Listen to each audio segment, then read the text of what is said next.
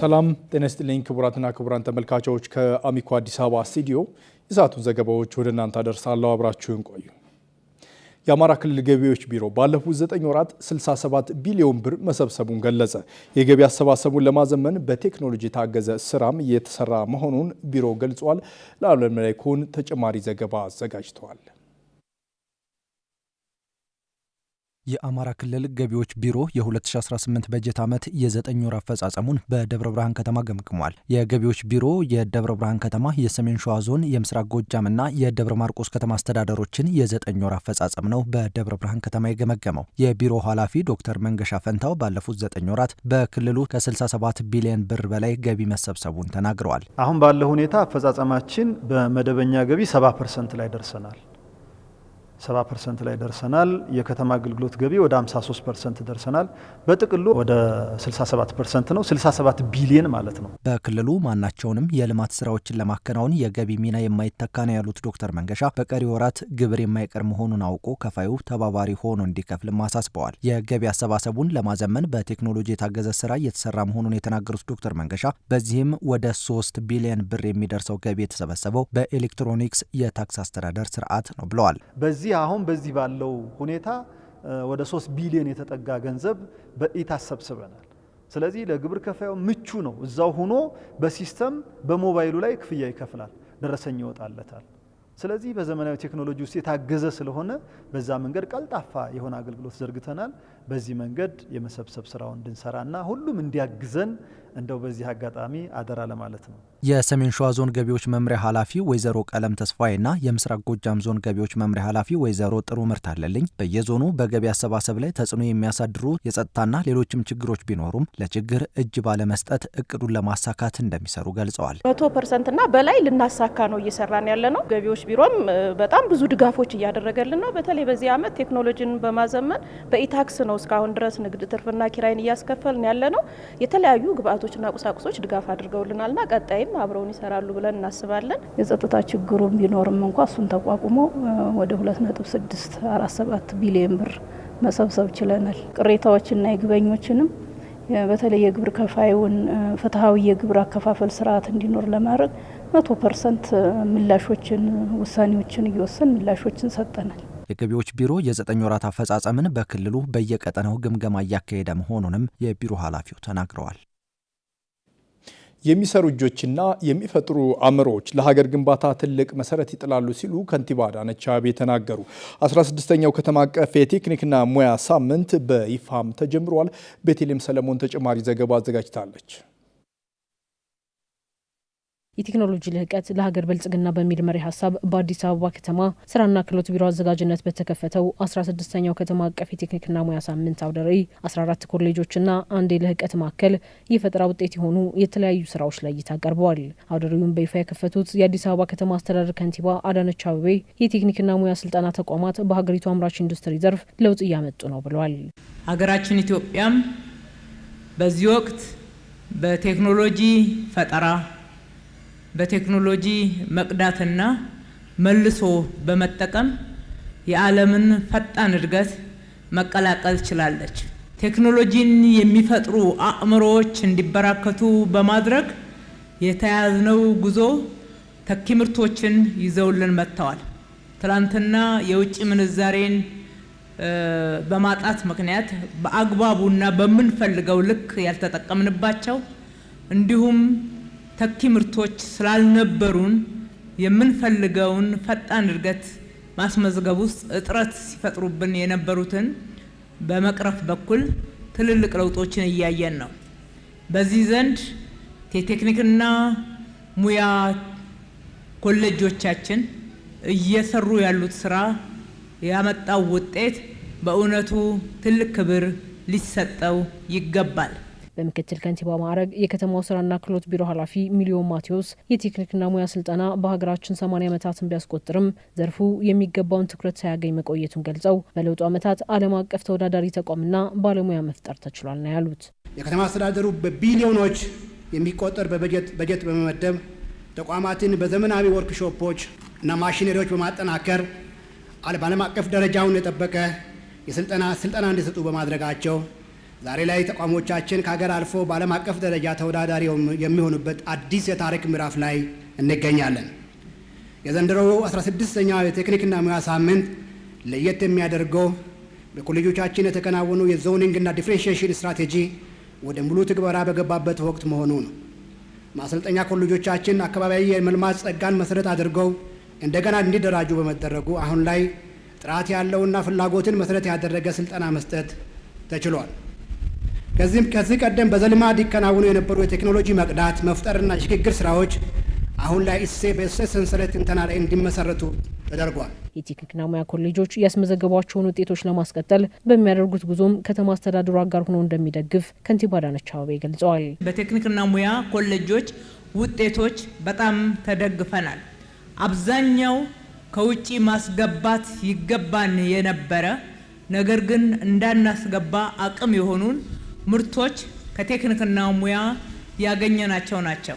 እኛም መስራት እንችላለን። ሌሎች እንደሚሰሩት ሌሎች እንደሚፈጥሩት ሀገርን በመውደድ በትልቅ ትጋት 24/7 በመስራት እነኚህን ውጤቶች ማስፋትና እጥረቶች ባሉበት ስፍራ ላይ ሁሉ ማዳረስ እንችላለን። ለዚህ የሚያስፈልጋችሁን ድጋፍ ሁሉ የከተማ አስተዳደሩ ሁልጊዜ እንደሚያደርገው ዛሬም አጠናክሮ ይቀጥላል። በአዲስ አበባ ከተማ አራዳ ፓርክ በይፋ የተከፈቱ የተለያዩ የፈጠራ ስራዎች የቀረቡበት አውደ ርዕይ ለተከታታይ 3 ቀናት እንደሚቆይም ተገልጿል። ቀጥለናል ተመልካቾች። በሰሜን ሸዋ ዞን እንሳሮ ወረዳ የአገልግሎት አሰጣጥን ለማዘመን የሚያስችል የ1.2 ቢሊዮን ብር የቢሮ ህንፃ ሊገነባ መሆኑ ተገለጸ። ግንባታው ለለሚ ከተማ የወደፊት እድገትና መዳረሻነት ትልቅ ዕድል ይዞ የሚመጣ መሆኑን የገለጹት የዞኑ ዋና አስተዳዳሪ አቶ መካሻ አለማየሁ ናቸው። ብርቱካን ማሞ ዝርዝር ዘገባ አዘጋጅታለች።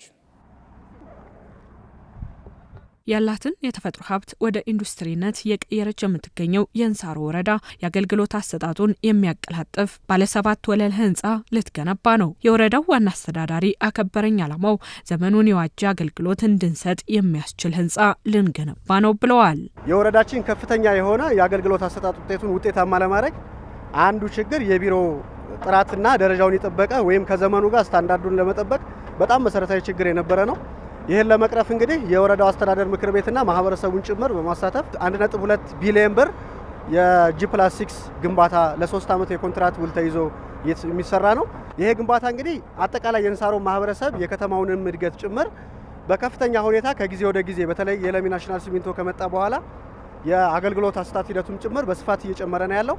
ይህን ለማሳላጥ ደግሞ በቴክኖሎጂ ለማገዝና የተሻለ ጥራት ያለው ግንባታ በመስራት ከ3 ዓመት በኋላ አገልግሎት እንዲሰጥ ተዘጋጅቶ ለመስራት የተሰራ ስራ ነው። የሚገነባው ህንፃ የተበታተነውን አገልግሎት አሰጣጥ ወደ አንድ ማዕከል በማምጣት የለሚ ከተማን እድገት የሚያፋጥን ነው ያሉት ደግሞ የሰሜን ሸዋ ዞን ዋና አስተዳዳሪ መካሻ አለማየሁ ናቸው። ህንፃው መገንባት የለሚ የእንሳሮ ወረዳ የሚሰጠውን መንግስታዊ አገልግሎት የተቀላጠፈ እንዲሆን እድል ይፈጥራል። ይሄ ማለት ምንድነው?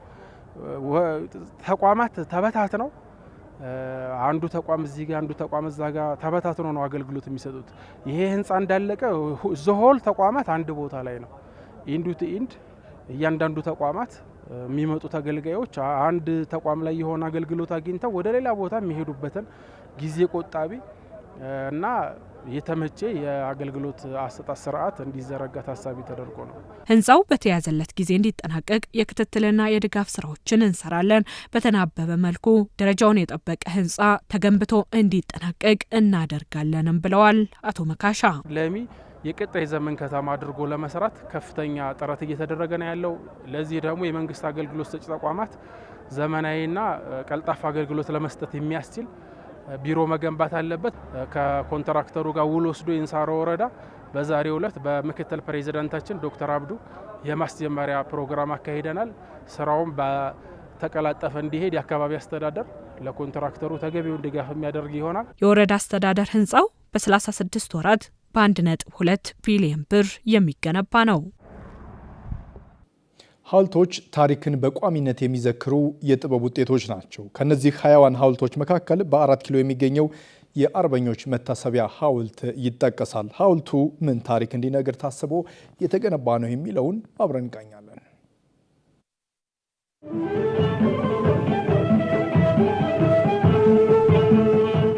በሀገራችን ለአስጨራሽ ትንቅንቅ ከተከናወነባቸው ጦርነቶች መካከል የማይጨው ጦርነት ይጠቀሳል። ከሱ ጦርነት በኋላ በተለይም ለ2 ወር ያክል ብቻ የቆየው ትንቅንቅ ሚያዝያ 27 ጣሊያን የኢትዮጵያን ዋና ከተማ አዲስ አበባን እንዲቆጣጠርና በሚያዝያ 27ም የኢትዮጵያን ሰንደቅ ዓላማ እንዲያወርድ አስቻለው።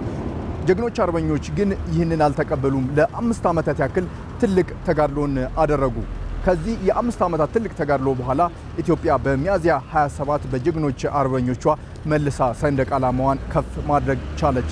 ለዚህ መታሰቢያም በ1936 ቀዳማዊ አፄ ኃይለ ሥላሴ ይህን የአርበኞች መታሰቢያ ሐውልት አቆሙ።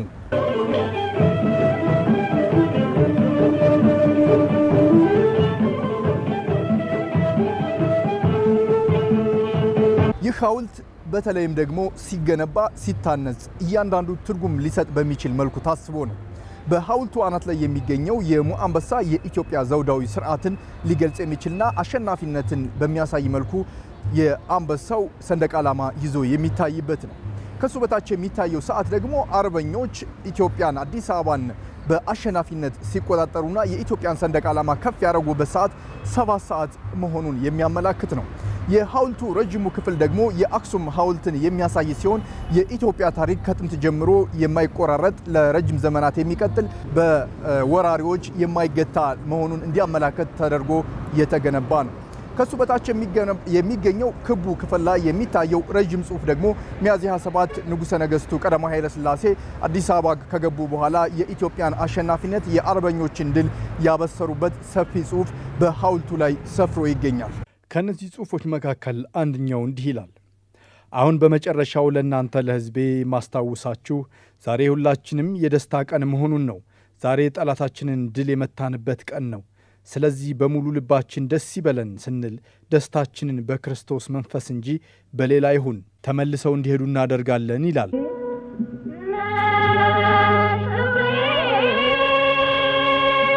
ሐውልቱ ሲታነጽ በዋናነት በመሰረቱ ላይ በክቡ የተቀመጡ ደግሞ ጀግኖች አርበኞቻችን ለ5 ዓመታት ያደረጉት ጽኑ ተጋድሎን የሚያመላክት ነው። በዚህ በእያንዳንዱ በ6ቱም ክፍሎች ወይም በ6ቱም በሮች አቅጣጫ የሚገኙት ደግሞ ጀግኖች አርበኞች ይህን ያደረጉትን ተጋድሎ ሊገልጽ በሚችል መልኩ ነው።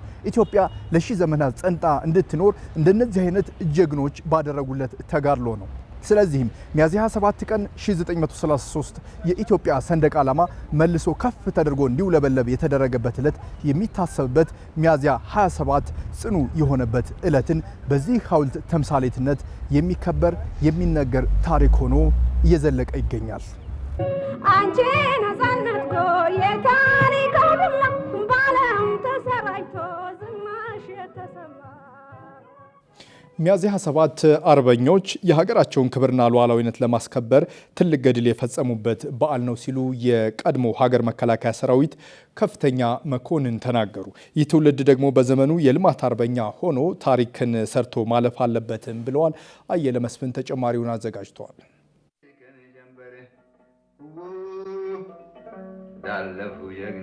ሚያዝያ 27 ቀን 2 ታሪካዊ ድርጊቶች የሚታወሱበት ዕለት ነው። የመጀመሪያው ለሀገራችን ቀኑ የጨለመበትና ወረራ የተፈጸመበት ቀን ሲሆን ሌላው ሚያዝያ 27 ቀን 1933 ዓ.ም ኢትዮጵያ ከ5 ዓመታት የአርበኞች ተጋድሎ በኋላ ከማጨው ሽንፈት አንሰራርታ ከወደቀችበት በመነሳት ንጉሠ ነገሥቱ ቀዳማዊ ኃይለ ሥላሴ በአርበኞች ብርታትና መስዋዕትነት የጣሊያን ባንዲራ አውርደው የኢትዮጵያን ሰንደቅ ዓላማ በታላቁ ቤተ መንግሥት ሰቀሉ። ይህ ታሪክ ኢትዮጵያውያን በተባበረ ክንዳቸው ታሪካቸውን የከተቡበት አኩሪ ገድል ነው በማለት የገለጹት ከአሚኮ ጋር ቆይታ ያደረጉት ሜጀር ጀነራል መርዳሳ ሌሊሳ የቀድሞ ሀገር መከላከያ ሰራዊት ከፍተኛ አመራር የነበሩ አንድ ሰብሰብ አድርገው አውደ ውጊያ የምንለው ማጮውን ነው። ምክንያቱም ማጮ ላይ ነው ውጊያው መጋቢት 22 ጦሩ እሳቸውም ተስፋ ቆርጦ እሳቸው ወደ ውጭ እንዲወጡ እነዚህም አርበኞች ጫካ ገብተው ጣሊያን እንዲፋለሙ አቋም የያዙት በዛን ጊዜ ነው። በአድዋ ውጊያው ማይጨው ማለት ነው። ማይጨው ደግሞ የተደረገው ውጊያ ቀላል አይደለም። አጥንቱ ተራራ ነው የመሰለው። ህዝባችን ያለቀበት ተራራ ነው። እንደው በእውነት ስጋቸው አልቆ አጥንታቸው ሲቀር ማይጨው ላይ እንደ ትልቅ ተራራ ይታይ ነበር ድሮ። ማይጨው ማለት የወታደራዊ ወኔው የወታደሩ ወኔው የህዝቡ ወኔው ይማል ወታደሩ ሴቱ አልቀረም። ዱቄቱን የፈጩት በሶን ያዘጋጁ ሴቶች ናቸው። ኢትዮጵያ ሴቶች በአዲስ አበባ ውስጥ ይመሉ እንጂ ወንዱ እንጨት ይፈለፈለጠ፣ እነሱ ደግሞ ጋገሩ። አዘመቷቸው እነዚህ ሰዎች። የዘመኑ ሀያላን እንግሊዝና ፈረንሳይ የጦር መሳሪያ በግዢ እንዳታገኝ ለጣሊያን ተደርበው ሲያሴሩባት ኢትዮጵያ ብቻዋን ጦርነቱን በመጋፈጧ ድል ማግኘት አልቻለችም። አርበኞች ግን ከቀን ወደ ቀን ድል እየተቀዳጁ የጣሊያን ወታደሮች መፈናፈኛ መግቢያ መውጫ አሳጧቸው። ይህ ተጋድሎ የኢትዮጵያን ጀግንነት በዓለም እንዲናኝ ሆኖ ጣሊያንም ለሁለተኛ ጊዜ ውርደት ተከናነበች። በዘመኑ የኢትዮጵያውያን አንድነት የሚደንቅ ነበር ይሉናል የቀድሞ ሀገር መከላከያ ሰራዊት አባል ሻለቃ ጀንበሬ ተሰማ። እርስ በርሳቸው ተግባብተው ሌትና ቀን ኢጣሊያ ላይ እርምጃ በመውሰድ ያደረጉት በጀግንነታቸው ከተፈጥሮ ከአባቶቻቸው ያገኙት ነው። ኢትዮጵያ በዚህ ትታወቃለች ማለት ነው። በዛ 5 ዓመት የፈጀ ትግል አድርገው በጉሬላ ዋርፌር ማለት ነው፣ በዘመናዊ አባባል ኢጣሊያን አሸንፈዋል። ከዚሁ ጋር ደግሞ የኢጣሊያ ጠላት የሆነው እንግሊዝ ከኛ ጋር ቆሞ ኃይለ ሥላሴ ረድቶ በተለይ ጣሊያኖቹ እንዲወጡ ተደርጓል። ይሄ እንግዲህ ከፍተኛ ድል ነው። አባት አርበኞች የሀገራችንን ሉዓላዊነት አጥንታቸው ማገር ደማቸው ደግሞ ካስማ ሆኖ ከነክብሩ አስረክበውናል። ይህ ትውልድ ደግሞ የልማት አርበኛ ሆኖ ታሪክ ሰርቶ ማለፍ አለበት ሲሉ ሜጀር ጀነራል መርዳሳ ሌሊሳና ሻለቃ ጀንበሬ ተሰማ መክረዋል። ህዝብ ደግሞ አንድ ሆኖ ኢትዮጵያ ሀገሬን ብሎ ሀገር እኮ የትም አትገኝም እኮ ሀገር እንዴት የትም እኮ እንደ ብላሽ አይደለም። እኛ ዛሬ ሀገርን ብንጎዳ ነገ ደግሞ መልሶ እኮ እኛን ይጎዳል። ሀገር ወሳኝ ነው። የት ነው የምንሄደው? እኛ ሀገራችን ብለን እንሄዳ ማንም የምንቀበለን እንዴት ነው? ኢትዮጵያ ተለይተን እስካሁን ድረስ ኖረናል። ኢትዮጵያ ኢትዮጵያዊ። ይሄ መጪው ትውልድ ከታች ከመዋለ ሕጻናት አንስቶ እስከ ዩኒቨርሲቲ ሊማር ይገባል። መማር ብቻም አይደለም፣ ወደ ግንባሪም ሄደው አትሊስት ሚሊተሪ ትሬኒንጉን በዘመናዊ ሁኔታ ትንሽ ቀምሶ ተመልሶ ዩኒቨርሲቲ ቢጨርስ የአገሪቷ የውትድርና ታሪክና ግንባታ እጅግ በጣም ያጎለዋል፣ ከፍ ያደርጓል የምንለው።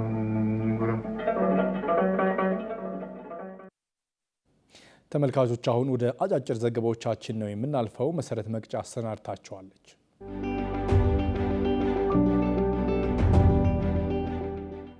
የገንዘብ ሚኒስቴር የበጀት ጉድለት በራስ አቅም ለመሙላት የሚያደርገው ጥረት ተጠናክሮ ሊቀጥል ይገባል ሲል የፕላን በጀትና ፋይናንስ ጉዳዮች ቋሚ ኮሚቴ አስገነዘበ። ቋሚ ኮሚቴው የገንዘብ ሚኒስቴርንና የተጠሪ ተቋማቱን የ2018 በጀት ዓመት የ9 ወራት እቅድ አፈጻጸም ሪፖርት ገምግሟል። የቋሚ ኮሚቴው ሰብሳቢ አቶ ደሳለኝ ወዳጄ በሰጡት አስተያየት ሚኒስቴሩ የሀገሪቱን የበጀት ጉድለት በራስ አቅም ለመሙላትና የዋጋ ንረትን ለማረጋጋት የሚያደርገውን ጥረት ተጠናክሮ ሊቀጥል ይገባል ብለዋል። የገንዘብ ሚኒስትሩ አቶ አህመድ ሽዴ በዋና ዋና የማክሮ ኢኮኖሚ ማሻሻያ ፕሮግራሞች ላይ በማተኮር የዋጋ ንረትን በማረጋጋት ወደ አንድ አሃዝ ማውረድ መቻሉን፣ የበጀት ጉድለትን በራስ አቅም ለመሸፈን የተደረገውን ጥረት፣ የብድር ጫናን ለመቀነስ ከልማት አጋሮች ጋር የተፈጠረውን መልካም ግንኙነትና የፊስካል ፖሊሲውን አተገባበር አስመልክተው ማብራሪያ ሰጥተዋል። ከታክስ አሰባሰብ አኳያ በበጀት ዓመቱ 9 ወራት የተሰበሰበው ገቢ ካለፈው በጀት ዓመት ተመሳሳይ ወቅት ጋር ሲነጻጸር የ7.8 በመቶ እድገት ማሳየቱንና ይህንኑ አጠናክረው የሚቀጥሉ መሆኑን ተናግረዋል። የኢትዮጵያ ብሮድካስቲንግ ኮርፖሬሽን ዘገባ ነው።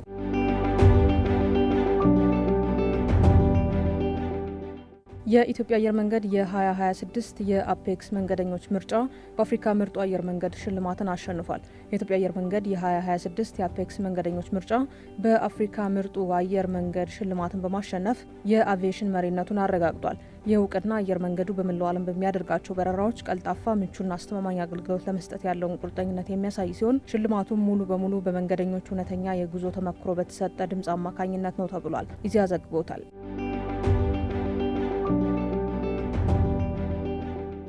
የኤሌክትሪክ ተደራሽነትን ለማስፋት መጠነ ሰፊ ተግባራት እየተከናወኑ መሆኑን የኢትዮጵያ ኤሌክትሪክ አገልግሎት አስታወቀ።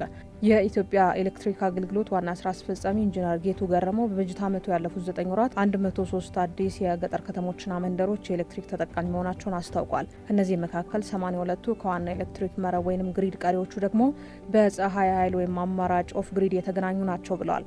ተደራሽነትን ከማስፋት አኳያም ባለፉት 9 ወራት 423200 አዲስ ደንበኞችን የኤሌክትሪክ ኃይል ተጠቃሚ ማድረግ መቻሉን ጠቁመዋል። ከነዚህም መካከል 31298 ያክሉ አዲስ የኤሌክትሪክ ተደራሽ በሆኑት የገጠር ከተሞችና መንደሮች ተጠቃሚ ሆነው መሆናቸውን ነው የገለጹት። አዲስ ኤሌክትሪክ ካገኙ ደንበኞች መካከልም 74.2 በመቶዎቹ የድህረ ክፍያ እንዲሁም 25.8 በመቶዎቹ የቅድመ ክፍያ ቆጣሪ ተጠቃሚ መሆናቸውን አስረድተዋል። የኢትዮጵያ ዜና አገልግሎት ዘገባ ነው። ተመልካቾች ከአሚኮ አዲስ አበባ ስቱዲዮ ለሰዓቱ የተዘጋጁ ዘገባዎች እኒህ ናቸው። ዘገባዎቹን አንዱ አለም እናን ወደ እናንተ አደረስኩ። አብራችሁን ስለነበራችሁ ስለተከታተላችሁን አመሰግናለሁ። ጤና ይስጥልኝ።